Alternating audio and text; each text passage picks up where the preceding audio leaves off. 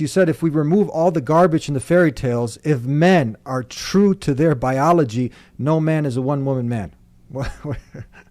I truly actually believe that. I believe if you, I think that obviously, okay, we're humans, right? We exist as biological animals, and then we exist with the degree of societal programming. And I think the femme-centric societies of the West have convinced men that we should have one woman and one woman only. And I can get conspiracy theorists on why that is, but I think a lot of it is down to the fact that they are trying very hard in the Western world to suppress the will of man.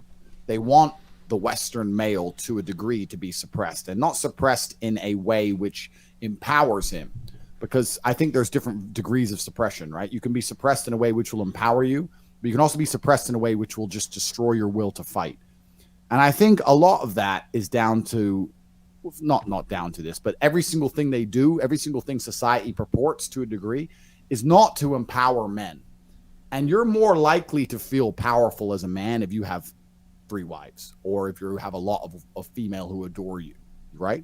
But if you have one chick who doesn't obey you, who you can't divorce without losing the house, who won't even have sex with you and doesn't want to have your kids, and you're stuck with her, it's pretty hard to find warrior spirit. It's hard to act like a king if you don't feel like a king in your own household. And I think that if you were to go to any man in the world and be honest with him and say, look, it's perfectly acceptable for you to have this woman. She's going to be loyal to you. She's going to love you. She's going to stay with you. She's your wife. And you can also have this one, and she's going to be your wife. Same deal. I do not think there's a man alive who would say no to that. I really don't. Why would he? Why would he? Right? I think society tells us we're supposed to only have one. But I understand in Islam you can have 4, I think. But I'm not an expert. You are.